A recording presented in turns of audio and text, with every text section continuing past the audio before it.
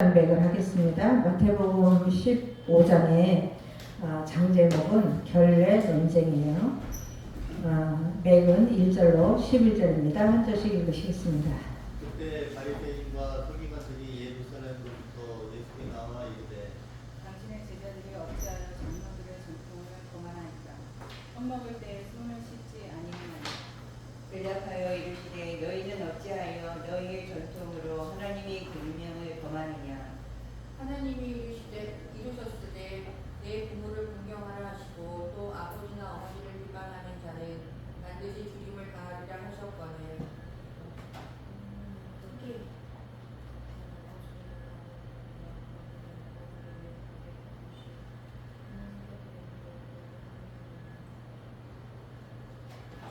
네, 6절 권사님 읽으세요.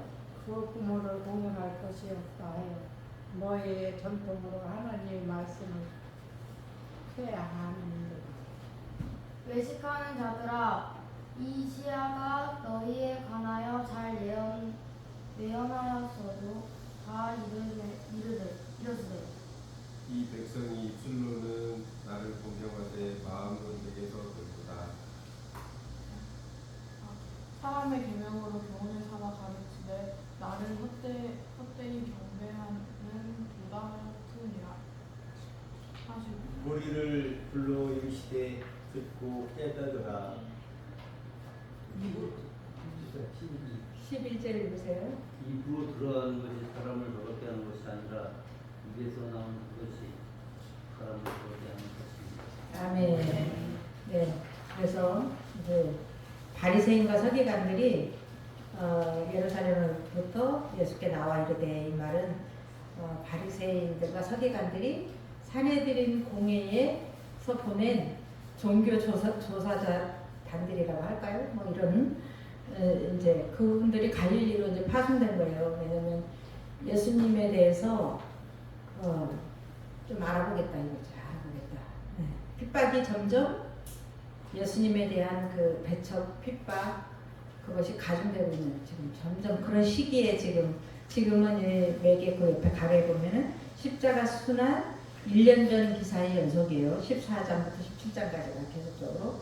그렇기 때문에 지금 이제 1년만 지나면 십자가를 지시는 그 사건이 임박해 있을 때 이제는 점점 예수님을 핍박하는 강도가 세지고 있음을 이제 나타내는 거죠. 그래서 2절에는 이제 그 조사단들이 내려와서 한다는 얘기가 뭐냐. 예루살렘에서 온 사람들이 당신의 제자들이 어찌하여 장로들의 전통을 거만하니까 떡 먹을 때 손을 씻지 않냐나이다. 그래서 갈릴리로 파견된 그 종교조사단은 예수의 제자들이 장로들의 전통과 식사 규례를 이행하지 않는다고 지적을 합니다. 근데 식사 정결례는 율법에는 없는 정결례예요. 그래서 이제 3절에 예수님께서 대답하시는데 너희는 어찌하여 너희의 전통으로 하나님의 계명을 범하느냐. 충격이죠. 그래서 예수님의 역사적인 질문입니다. 그래서 너희는 어찌하여 하나님의 계명을 장로들의 전통으로 대치시키고 율법을 범하느냐 이런 말이에요. 하나님이 이르셨으되 그러면서 이제 바로 하나님의 말씀을 4절부터는 하시는데 5계명이죠. 내 부모를 공경하라 하시고 또 아버지나 어머니를 비방하는 자는 반드시 죽임을 당하리라 하였거늘. 그래서 하나님은 부모를 해방하는 죄와 하나님을 해방하는 죄를 동일선상에 놓고 있어요. 네. 그래서 그 5계명에 보면은 출애굽기 20장 12절, 21장 17절에 보면은 부모를 해방하는 자는 죽이게 돼 있어요.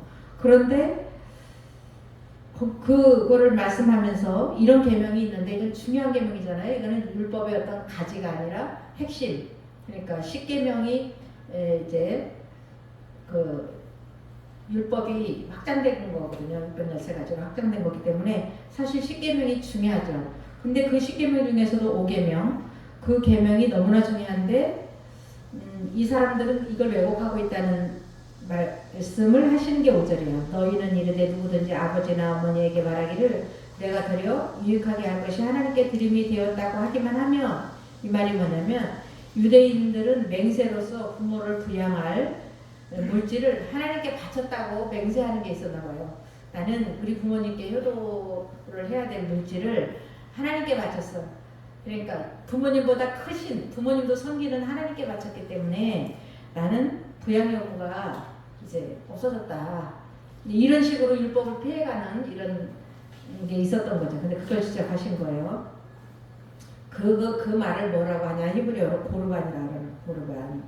그러니까 고르반 그러면은 하나님께 부모님을 섬길 그 물질을 하나님께 바쳤기 때문에 나는 부양의 업무가 없습니다라고 말하는 게 고르반이에요. 히브리어로. 네. 아주 교묘하게 하나님의 계명을 비켜가는 거죠. 네. 거기에 대해서 정확하게 지적하시는 거고요. 6절은 그 부모를 공경할 것이 없다 하여 그렇게 맹세한 사람들은 너희의 전통으로 하나님의 말씀을 폐하는도다. 이 유전이나 이런 데 보면은요, 제사장 앞에서 이거를 맹세를 하는데 제사장에게 뇌물을 주기까지 했대요. 예. 성경에는 뭐 그런 거 안 나오지만 이제 그렇게까지 이게 이제 악법으로 이제 부모를 섬기는 법을 폐하고 있는 거죠. 그래서 이렇게 하나님의 말씀을 폐하는 거다라고 이렇게 책망하시는 거예요. 그래서 장로들의 전통으로 하나님의 계명을 무효화 시켰다는 거죠. 장로들의 계명으로. 그러면 얼마나 큰 죄예요? 손 안 씻고 밥 먹는 거하고 비교할 수 없잖아요. 네, 7절에 외식하는 자들아 그러면서 위선자로 부르는 첫 번째 경우인데요. 이사야가 너희에 대해 찬련하였다 이르시되 이러면서 그 이사야 29장 13절을 추격 인용한 건데요. 이 백성이 입술로는 나를 공경하되 그래서 외적으로 하나님 찬양하는 걸 말해요. 이런 죄는 우리가 많은 사람이 범할 수 있어요. 겉으로는 신실한 척, 거룩한 척 얼마든지 할 수 있다는 거죠. 마음은 내게서 멀리다. 내적으로 부패하여 하나님으로부터 멀리 떠났다는 의미를 이렇게 인용하고요. 사람의 계명으로 교훈을 삼아 가르치니 이 사람의 계명은 장로들, 이스라엘의 장로들이 율법 외에 그 가지들을 전통으로 만들어 놓은 것들을 말해요. 네, 그래서 나를 헛되이 경배하는 듯 하였느니라. 그래서 하나님과 무관한 종교 행위를 하고 있다는 거예요, 지금. 네. 우리가 신앙생활을 할 때도 오늘날도 그럼 이 사람들만, 유대인들만 그랬냐.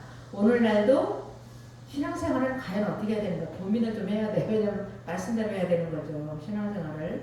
근데 저도 이거를 이제 말씀 준비를 하면서 회개를 했는데, 너무 덮어놓고 신앙생활하고 말씀이 뭐라 하든지 내가 그냥 그동안 듣고 알았던 거 이런 정도로 신앙생활을 하려고 했던 무지를 회개했습니다. 왜냐하면 이렇게 세부적인 말씀이 있는데 우리가 이런 말씀이 뭔가 하나님의 의중이 뭔가 이런 거는 생각하지 않고 그냥 평이한 신앙생활을 우리도 함으로써 오히려 예수를 믿는 사람이 하나님 말씀을 지키지 않는 그런 일이 있을 수 있다. 지금 유대인들은 그래서 이런 사람들을 예수께서는 뭐라 하느냐 외식하는 자라고 이렇게 정의를 내리고 있습니다. 그래서 예수께서 이제 10절에 무리를 불러 이르시되 듣고 깨달으라. 11절에 이제 서두예요. 그래서 내적 성결에 대해서 깨달으라는 거예요. 손을 씻고 밥을 먹는 건 외적 성결이잖아요. 네, 외적 성결. 그것도 해야 되죠. 그렇지만 그거는 뭐 율법에 정해진 거는 아니고 우리가 청결을 위해서 그냥 하는 거죠. 근데 11절에 보니까 입으로 들어가는 것이 그런 음식이에요. 사람을 더럽게 하는 것이 아니라 입에서 나오는 것, 이건 말입니다. 그래서 인간의 정서와 사상에서 나오는 말, 이것이 사람을 더럽게 한다는 거죠. 그래서 우리는 이제 음식도 조심해서 안 먹을 거는 가려야 되지만 여기서 말하는 건 보편적으로 먹을 수 있는 음식을 말하는 건데 음식이 입으로 내가 음식을 먹었다 그래서 내가 부정해진다? 이런 거는 아니라는 거죠. 그래서 그런 거를 그 레이기에는 또 그 부정한 음식 또 정한 음식을 구분해 놓으셨잖아요. 그거는 이제 지금은 폐해진 거예요. 왜냐면 그거는 무슨 의도냐. 그러니까 하나님의 의중을 알아야 되는 거죠. 무조건 이 음식 이거는 아주 나쁜 음식이라고 하나님 그랬으니까 부정한 거야. 안 먹고 이건 안 부정한 거니까 먹고 그렇게 했었는데 그것이 지금은 이제 무효화된 거예요. 그 먹는 문제에 대해서는. 그리고 그 의미의 깊은 뜻은 우리가 내 얘기도 공부했잖아요. 근데 그 깊은 뜻은 뭐냐면 악한 것과 선한 것 분별해서 거룩하게 살으라는 거였지. 꼭 음식을 통해서 아이들에게 이렇게 예를 들어서 이거는 나쁜 것이야 이렇게 말해줄 때 꼭 그것만 가지고 얘기하는 건 아니잖아요. 그렇듯이 이제 그거는 구약에서 우리 영적 분별력 있는 신앙생활을 하도록 거룩한 것과 거룩하지 못한 것을 분별해 준 거지. 이렇게 먹는 문제에 대해서 이렇게 이런 거 법을 만들어 가지고 손을 씻고 뭐 이런 거 하라고 주신 법은 아니라는 거죠. 그래서 이제 12절 20절에 보니까 예수님이 참된 정결의 기준을 말씀하셨어요. 그러니까 참된 정결의 기준은 뭐냐? 한마디로 마음의 정결례를 하라는 거예요. 마음의 정결례. 지금 이 결례 논쟁이니까 지금은 먹는 문제에 대한 정결례를 말하는 건데 유대인들은 어디 갔다 외식하고 외출하고 오면은 꼭 그 고여 있는 물은 부정하다고 생각해요. 유대인들은. 그래서 그 주전자나 어디에 담은 물을 흐르는 물을 가지고 부어주는 거죠. 부어주는 거예요. 저 흐르는 물로. 지금 우리가 수도 틀듯이. 그렇게 해서 손을 씻고 발을 씻고 뭐 여러 가지 규례가 있었는데 지금은 이제 먹는 문제에 대한 결례를 얘기하는 건데 이것은 진짜 참 정결은 뭐냐? 마음의 정결례다. 오늘날 우리 다 이해가 너무 쉽죠? 그래서 12절에 보니까 제자들이 보고를 해요. 뭐라 그랬냐면 이에 제자들이 나와 가로되 바리새인들이 이 말씀을 듣고 그래서 그 결례 논쟁에 대한 그 말을 듣고 걸림이 된 줄 아시나이까. 그러니까 조사단들이 딱 와서 들어보니까 역시 예수님은 규례를 안 지키는 분이네. 이렇게 지금 판결을 내렸다는 얘기죠. 예, 그러니까 지금 예수님 걸림이 되었습니다. 핍박을 받게 될 것입니다. 이런 보고를 하는 거죠. 그래서 예수께서 대답하시는 것이 13절이에요. 위선자들에 대한 종말을 경고하는 거예요. 예수께서 대답하여 이르시되 심은 것마다 내 하늘 아버지께서 심지 않은 것은 뽑힐 것이니. 그러니까 바리새인들과 서기관들은 하나님께서 심으신 식물이 아니라는 것을 암시하고 있어요.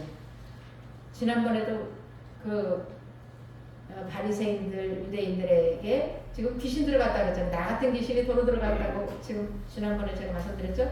나 같은 귀신이 도로 들어와서 지금 귀신의 종이 되었다라고 예수님이 말하신 적이 있는데 지금 비슷한 거예요. 그리고 이제 두 번째 그 위선자들에 대한 평가는 뭐냐? 그냥 그래요. 이거는 뭐냐면 지난번에 가라지 비유할 때 종들이 뭐라 그래요? 가라지 뽑을까요? 그러니까 뽑다가 둘 다 다칠 거니까 그냥 둬라. 마지막 날에 가라지부터 걷어서 묶어서 불에 넣을 것이다 라고 말하는 그 말씀과 같은 가라지 신세를 말하고 있어요. 그들은 맹인이 돼요.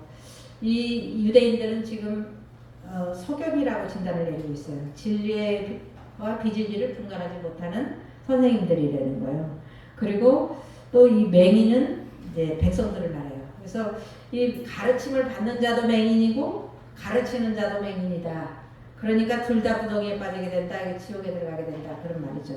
네, 그래서 베드로의 대답인데 11절이에요. 베드로가 대답하여 이르되 이 비유를 우리에게 설명하여 주옵소서. 이 비유는 11절을 말하는 건데요.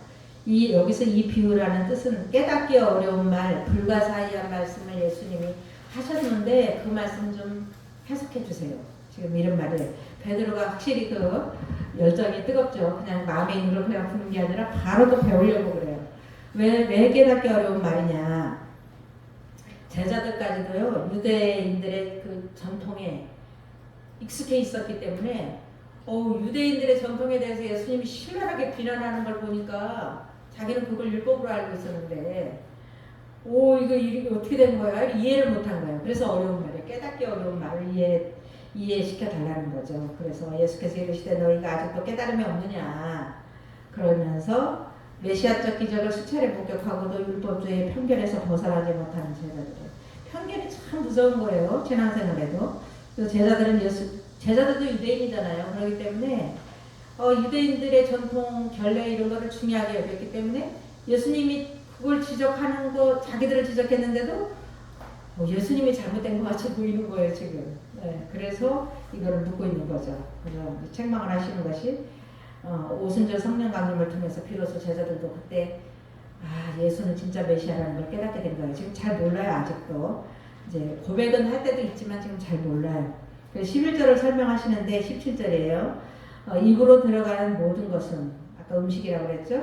배로 들어가서 뒤로 버려진대요. 이 말이 얼마나 리얼해요. 음식이 입으로 들어가서 배로 들어가서 뒤로 버려진다 이렇게.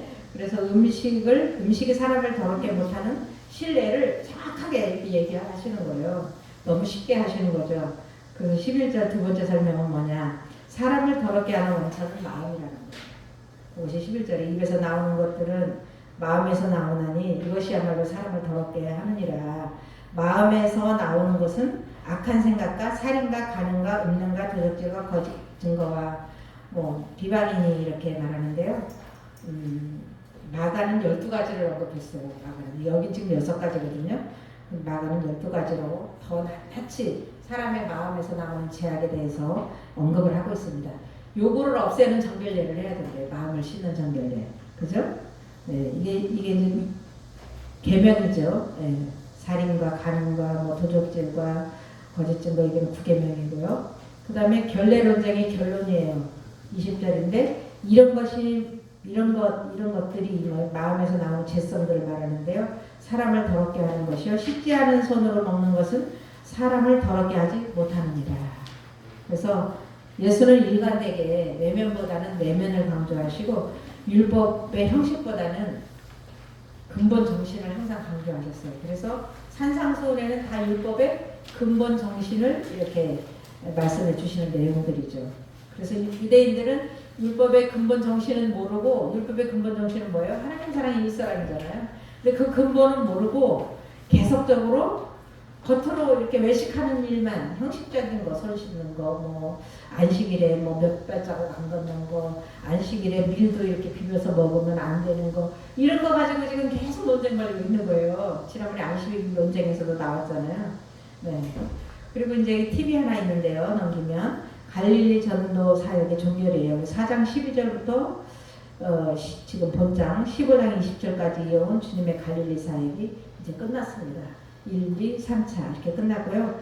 그 다음에 21절부터 15장 21절부터 20장 34절까지는 은거 생활을 하셔야 돼요. 그러니까 살살 숨어 지내시면서 복음을 전하시는 거예요. 그리고 베레아 사역을 하시는 거예요. 그래서 이 베레아는 그 배단위로 추정하는 곳인데요. 세례 요한이 말씀을 전하고 세례를 베풀던 곳으로서 요단강 건너편이에요. 그래서 헤롯이 지금 예수님 죽이려고 그러거든요. 그래서 헤롯의 통치 지역이긴 하지만 예루살렘의 종교 지도자들의 영향력에서 좀 멀은 곳으로 지금 다니시면서 전도를 하시고 이방인들을 찾아다니면서 이제 전도를 하시는 거예요. 왜냐하면 지난번에 또 말씀드렸죠. 그 제자도에서 누가 그 전도하다가 핍박을 많이 하면은 그래 나를 죽여서 나를 순교하게 해 이렇게 들여대는 것이 아니라 여기서 이 동네에서 핍박하면 저 동네로 가라고 주님이 그러셨죠. 어쨌든 살아남아서 복음을 많이 전하라는 거거든요. 순교하는 게 중요한 게 아니라. 네, 그런 것처럼 예수님이 지금 그렇게 하고 있어요. 이 동네 저 동네로 피해 다니시면서 지금 복음을 전하고 있는. 왜냐하면 지금 핍박이 강도가 점점 세졌기 때문에 이제 십자가 달리시기 1년 전이기 때문에 지금은 아주 치열한 상황이 있습니다. 그래서 이제 21절로 28절은요. 이방 여인을 치료해주는 지금부터는 이방 사역이 이렇게 나오고 있어요. 그래서 가나안 여인의 딸을 치유하시는 이적인데요. 가나안 여인은 이방 여인이잖아요. 얘는 가나안 여인은 뭐냐면 가나안 그 족속의 후예 여자. 그러니까 가나안 족속들은 다 멸하라고 했을 정도로 했던 그런 그 후예의 여인입니다. 그래서 21절에 보니까 가버나움에서 두로 지방으로 가셨다. 이 말은 이방 지역으로 이동하셨어요, 예수님이. 왜냐하면 가나안의 그 예루살렘 근접한데 갈릴리 이런 데 있다가는 이제 잡혀가실 것 같으니까 지금 이렇게 피하시면서 전도를 하고 있어요. 그렇다고 뭐 어디 들어앉아 계신 건 아니고 21절에 예수께서 거기서 나가이 거기는 가버나움이라 가사나 두로와 시돈 지방으로 나가사 두로와 시돈 지방으로 들어가시니 그러니까 마가는 두로 지방으로 가서 한 집에 들어가 아무도 모르게 하시려 하나 이렇게 기록하고 있어요. 그래서 좀 이제 쉬시면서 은거하시고 쉬시면서 이게 복음을 전하려고 하셨던 건데 이제 그때 그 가나안 여인을 만났다 그런 말이죠. 그래서 두로와 시돈은 베니게의 두 항구 도시로서 지중해 연안에 위치해 있는 이런 이제 도시입니다. 그래서 22절에 보니까 가나안 여인이 간청을 해요. 흉악하게 귀신 들린 딸을 치유해달라고 소리 지릅니다. 그래서 가나안 여자 하나가 그 지경에서 나와서 소리 질러 이르되 주 다윗의 자손이요. 주 다윗의 자손이란 말은 지난번에도 말씀드렸지만 메시아적 호칭이에요. 그러니까 메시아적 호칭은 여러 가지가 있는데 이스라엘 사람들은 다윗의 자손이면 메시아라는 거예요. 그 말이. 그래서 메시아라고 부른 거예요. 이 이방 여자가 신기하잖아요. 네, 그러면서 나를 불쌍히 여기소서 내 딸이 흉악하게 귀신 들렸나이다. 네. 그러니까 마가는 가나안 여자를 수로보니게 족속이라고 기록했는데요. 이 수로 지방의 베니게라는 뜻이에요. 그래서 지금 마태는 정확하게 가나안 여인이라고 한 이유는 이렇게 정말 가나안은 천대받는 그런 이방 족속인데 이렇게 하나님이 긍휼을 베푸셨다는 그런 걸 강조하기 위해서 마태는 가나안 여인이라고 쓰신 거죠. 그래서 지금의 시리아에 속한 베니게 지방을 의미한답니다.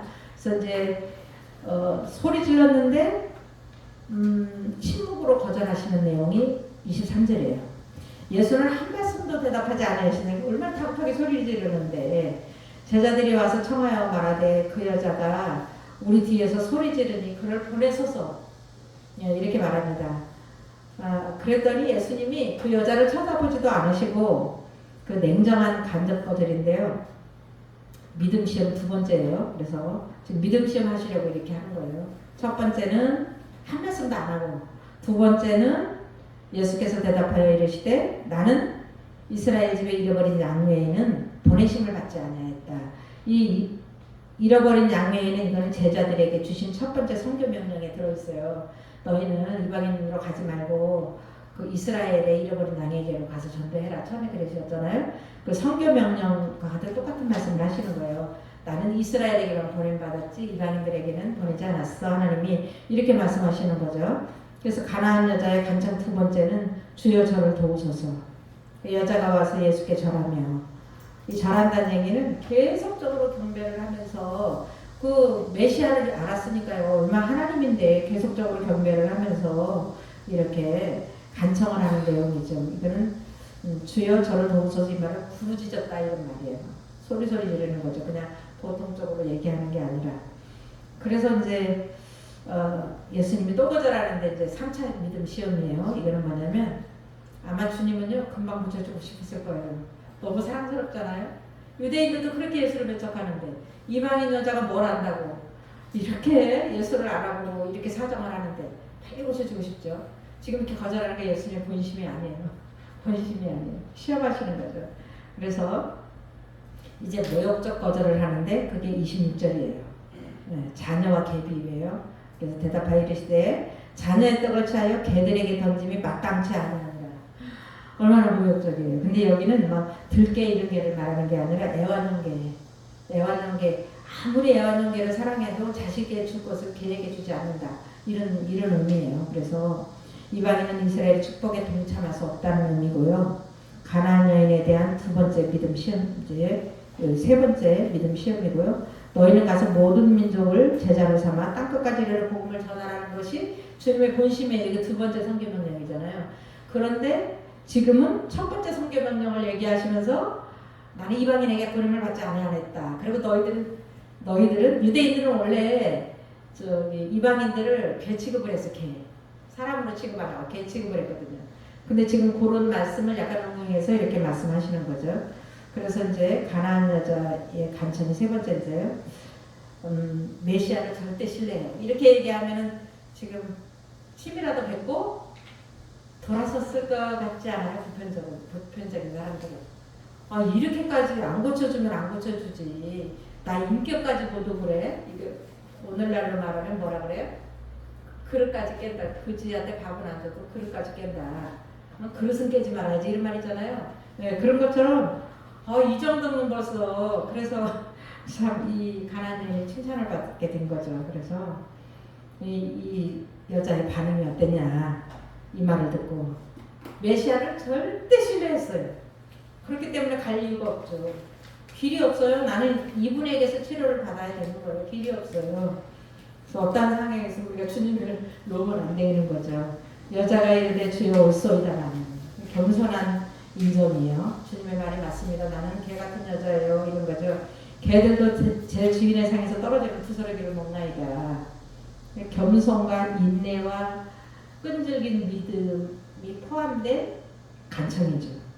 너무 멋지지 않아요? 진짜 사람으로서 이렇게 할 수 없다는 생각이 저도 이걸 보면서 이렇게 생각이 드는데 예수님이 응답을 하십니다. 그것이 뭐냐면 믿음 칭찬과 딸취를 해주시는데 예수께서 대답하여 이르시되 여자여. 그래서 헬라 성경에는요 오 여자여 오가 붙어 있대요. 감탄사.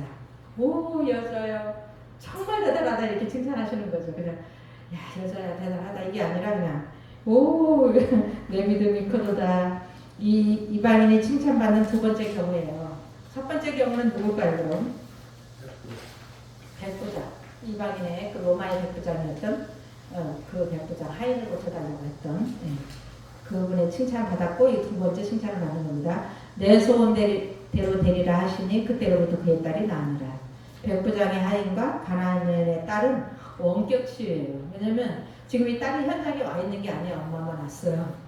그 다음에 백부장도 예수님께 그 하인을 데리고 온 게 아니라 지금 집에 있어요. 하인은. 그런데 치유받았잖아요.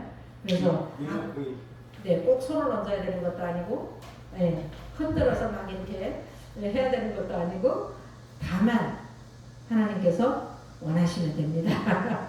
그래서 한편 유대인들에게는 괴로 취급받은 이방인들이 그리스도로부터 믿음을 칭찬받은 것은 구약적 선민 개념이 깨졌다는 의미예요. 지금까지도 유대인들은 아직도 우리는 선민, 너희들은 개 막 이렇게 하고 있는데 여기서는 이제 깨졌다. 이방인들의 믿음을 칭찬할 정도로. 그리고 이제 29절로 31절은요. 예수의 대가볼리 사역을 요약한 거예요. 대가볼리. 이것도 이방 지역이에요.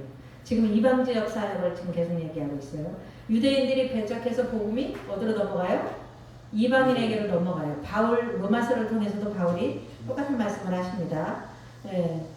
너희가 예수를 배척했으므로 먼저 하나님의 그런 경우는 나를 이방인의 사도로 세운 것은 그냥 내가 먼저 이방인에게 복음을 전도한 다음에 너희는 질투가 나서 예수를 믿게 될 것이다 이렇게 말했잖아요. 지금 똑같은 개념이에요. 그래서 지금 유대인들이 하도 핍박하고 배척하니까 지금 이방인에게로 이렇게 복음이 넘어가는 걸 우리가 볼 수 있습니다.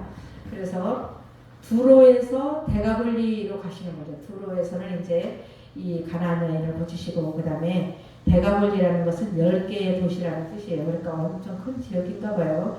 29절에 예수께서 거기서 떠나서 갈릴리 호숫가에 이르러 산에 올라가 앉으시니 여기서는 갈릴리 호숫가라고 해서 갈릴리로 오셨다는 게 아니라 갈릴리 호수를 끼고 있는 이런 여러 군데가 있기 때문에 이런 말씀이 가능합니다. 예수께서는 이방 지역인 드로와 시돈을 거쳐 갈릴리 호수 남쪽 지역인 대가볼리로 내려가셨음을 의미하고 있어요. 마가는 드로 지방에서 나와 시돈을 지나고 대가볼리를 통과하여 갈릴리 호수 이름에라고 기록하고 있습니다. 그 대가볼리 사람들의 반응이요. 이방인들이거든요. 이방인들의 반응이 유대인들과 비교되는 것을 볼 수 있습니다. 각종 병자를 예수께 인도합니다. 벌써 예수의 그 명성, 소문이 다 이방 지역에도 다 퍼진 거예요. 그래서 예수가 오셨다 하니까 큰 무리가 다리 저는 사람, 장인, 맹인, 말 못하는 사람과 기타 여럿을 데리고 와서 예수의 발 앞에 앉힘에 계속적으로 앉혔다는 의미가 있대요. 그래서 예수의 명성이 이방 지역 대가볼리까지 퍼졌음을 실사하고 있고요.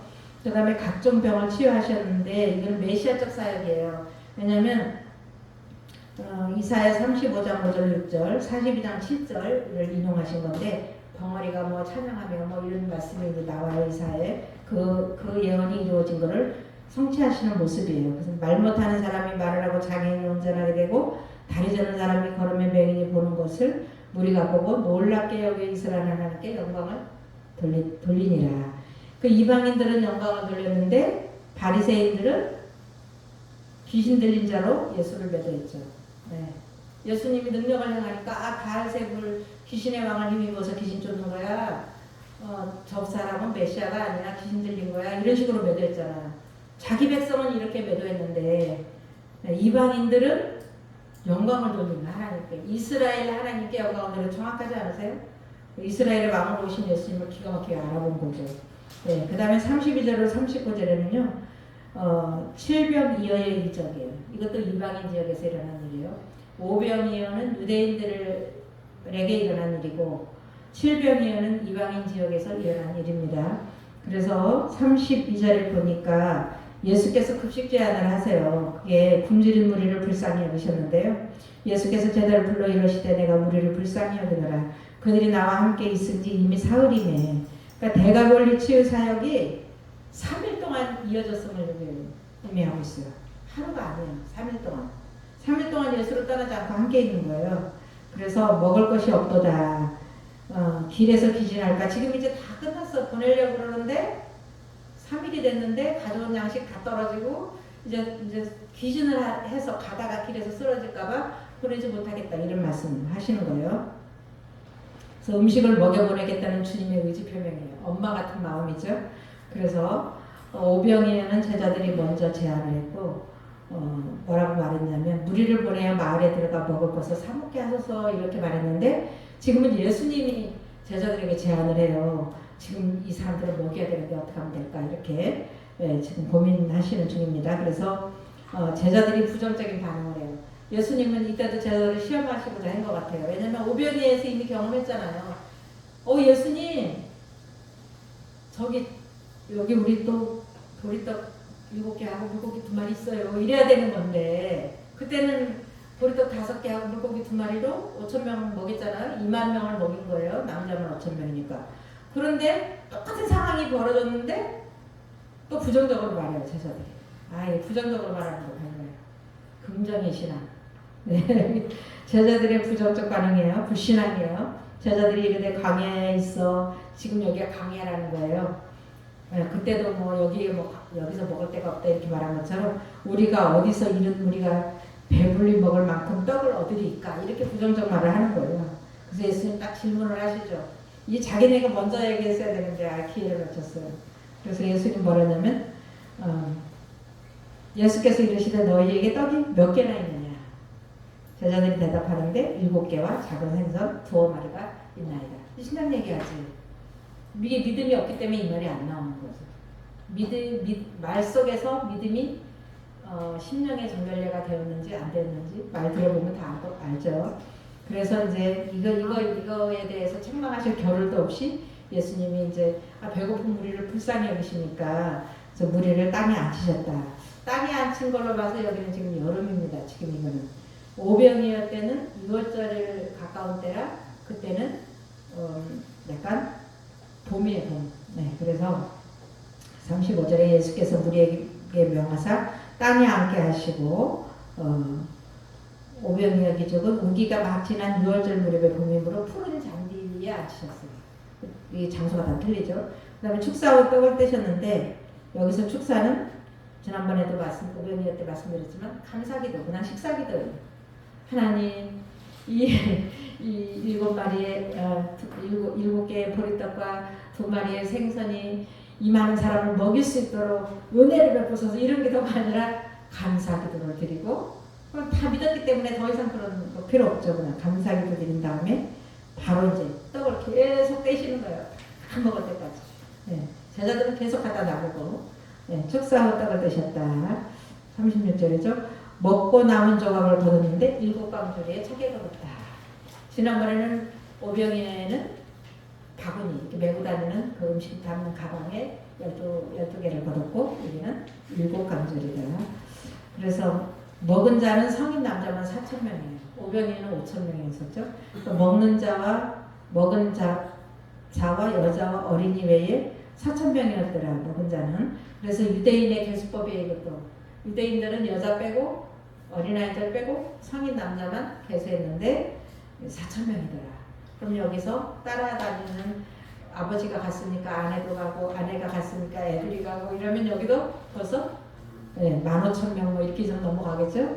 그리고 그러니까 이건 기적이에요. 그래서 이제 보냄과 이동인데요. 39절에 예수께서 무리를 흩어보내시며 배에 오르사 마가단 지경으로 가느라게 마가단을 달마누다라고 이렇게 표현했어요. 일부 사본에는 막달라라고 이렇게 기록했는데 이 막달라라는 말을 보니까 여기는 막달라 마리아의 고향인 것 같다 이렇게 주석을 하고 있습니다. 이것은 게네사렛 평야의 남단의 성읍으로 추정되므로 예수께서 다시 갈릴리 지역으로 돌아오신 것 같다 이렇게 주석하고 있습니다. 그 팁을 보면요, 오병이어와 칠병이어의 차이점. 왜냐하면 많은 학자들이 칠병이어는 없었어. 오병이어를 한 번만 했었는데 같은 걸로 보고 있대요. 한 번만 했다고. 근데 성경은 분명히 다른 걸로 나와 있죠. 우리는 성경을 믿어야 되겠죠. 그래서 예수님은 이방인들에게도 그 많은 사람을 떡을 떼서 먹이셨고, 그 다음에 유대인들에게도 떡을 떼서 먹이셨고, 체험적 신앙을 갖게 해주셨다. 그래서 동일 기적이 아닌 근거예요. 동일 기적이 아니에요. 다른 거죠. 그래서 오병이어 기적은 사복음서에 다 기록하고 있어요. 근데 칠병이어 기적은 마태복음과 마가복음만 기록하고 있어요. 그리고 음식을 먹은 사람의 숫자는 5,000명, 4,000명. 그 다음에 앉히신 장소는 잔디에 앉히셨고 지금 여기는 땅에 앉히셨다. 계절은 봄이고 여름이고. 그 다음에 떡과 생선의 숫자는 5병이요, 7병이요. 완전 다르죠? 남은 조각은 12바구니, 7강주리. 7강주리는 이거 이방인들이요, 그 갈대로 만든 큰 광주리래요. 그래서 거기다가 바울사도 광주리에 달아내렸다 그랬잖아요. 그 광주리일 거래요. 사람도 안 들어갈 수 있는 큰 그릇이니까 이게 양이 더 많이 남았죠, 5병이어보다. 네, 가득 차게 남았으니까. 그 다음에 떡과 생선의 숫자는 이제 5병이나 7병이고요. 남은 조각은 12바구니, 7광주리. 예수와 함께한 시간은 그 5병이어 장소는 하루. 지금 7병이어 장소는 3일. 완전히 틀리죠. 네. 그래서 기적의 대상은 5병이어는 유대인. 그 다음에 7병이어는 이방인. 완전 틀린 사건이죠. 그래서 주님은 얼마든지 기적을 베풀 수 있는 분이죠. 그러나 그걸 남발하지 않으시고 꼭 필요했을 때, 그 영혼을 불쌍히 여기실 때, 그럴 때만 이렇게 기적을 베푸시는 거죠. 네. 기도하고 마치겠습니다. 아버지 감사합니다. 오늘도 귀한 말씀으로 저희들 깨닫게 하여 주시고 속속들이 하나님의 본심을 알 수 있도록 이렇게 말씀해 놓으신 것을 저희가 공부했습니다. 저희들 정말 덮어놓고 신앙생활 하는 것이 아니라 알고 신앙생활 잘하는 저희들 되게 하여 주옵소서. 예수님의 이름으로 기도드립니다.